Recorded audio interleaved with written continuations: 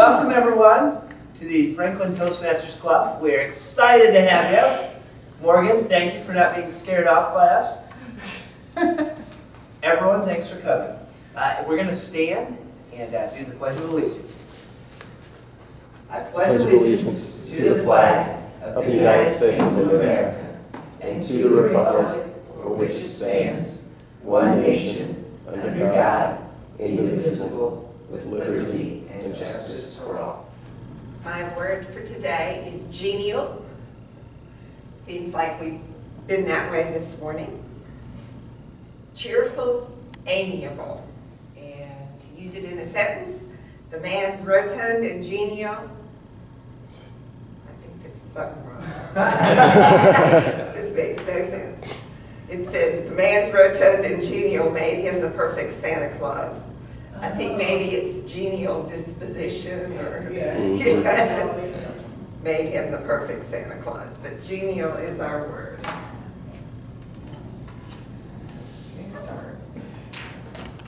Table topics. This is the impromptu portion of our meeting. This is the portion of the meeting that prepares us to answer questions off the cuff.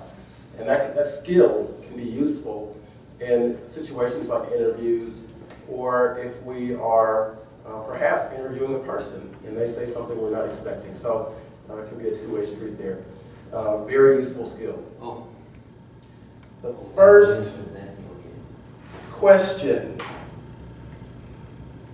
if you had to be a telephone solicitor, what would you sell and why?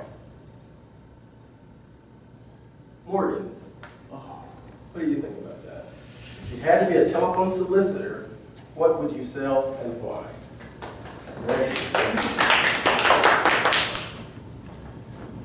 Well, as a matter of fact, I have been a telephone solicitor.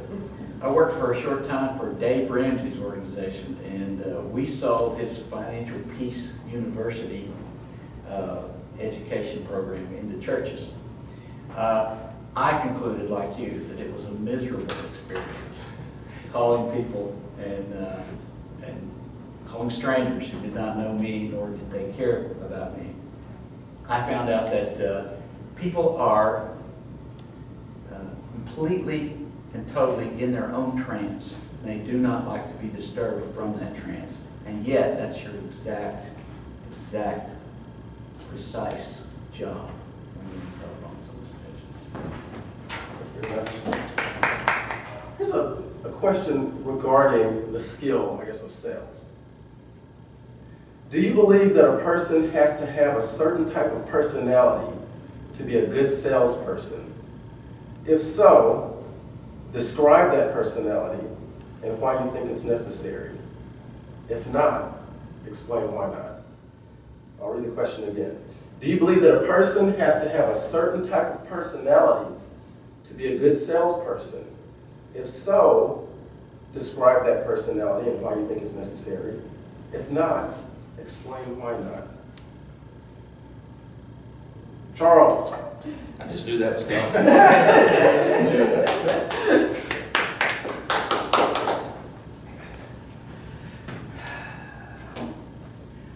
A couple of traits I have noticed. In fact, it was funny, my wife and I were commenting on that. With gray hair, you can obviously, I've watched the TV for a few years off and on.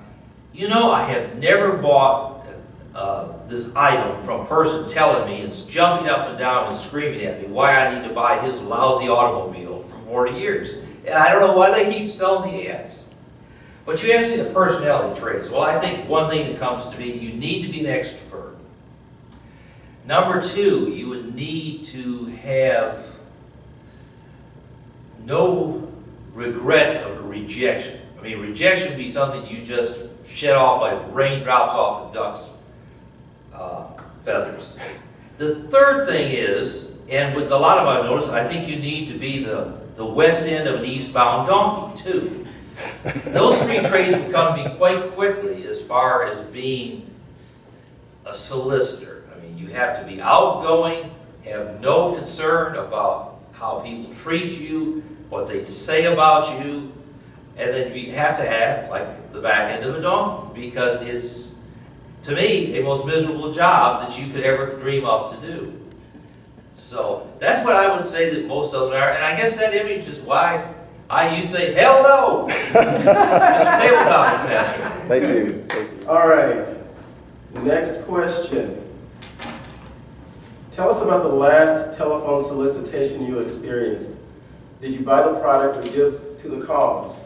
Why or why not?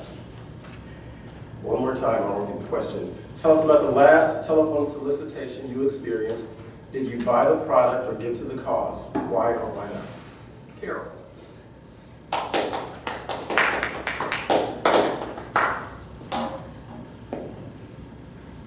Fellow Toastmasters, the last telephone solicitation I had was only because I forgot to look at who was calling before I answered the phone. And I don't answer the phone because I can't say no. So I got the firefighters. The firefighters and concert. I go to all those firefighter concerts because I can't say no. And I think this concert that I bought tickets for is Tracy Lawrence. And I'm going to have to even go online. I know most of the country singers, but I don't know who Tracy Lawrence is.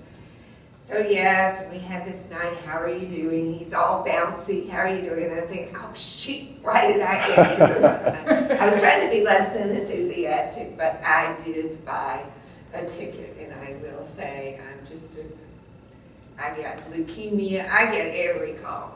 That's because I probably donate to most of that. Sorry. One final question.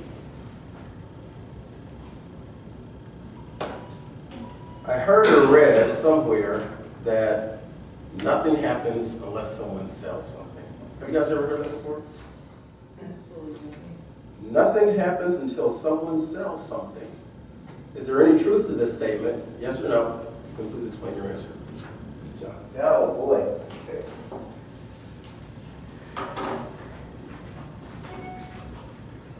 So, this is actually what I do. I call 60 people a day. Now, I actually call financial advisors, and they know who we are. Most of them use our stuff, so you're kind of calling on your customers, if you will. But some guys don't know you. Everyone's right. They're, I don't want to talk to you. And it stinks, but you know what? It's one of those things that is a part of the job. And so can something happen without somebody being sold something? Well, I don't think you can actually make someone do something that they don't want to do. I think if it's not in their best interest, they won't do it. But I do think being able to clearly explain ourselves, a lot of times people don't actually think through what they believe. Whether that's related to your company or something more important, they just kind of go with what somebody told them. And so being able to clearly articulate that can help people use the logic that God gave us and say, well, wait a minute, that doesn't really make sense. So I think things can happen without somebody being pushed into a new car or sold something. But every business that is around, typically they have a service or something that goes, out the door. I think it's kind of an arrogant statement.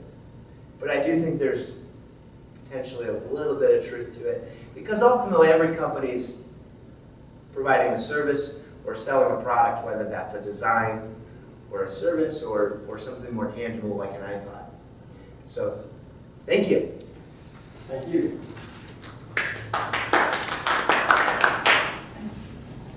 That concludes our technical topics portion of the meeting. I'll return the meeting back over to our Toastmaster. Thank you. Yeah, thank you.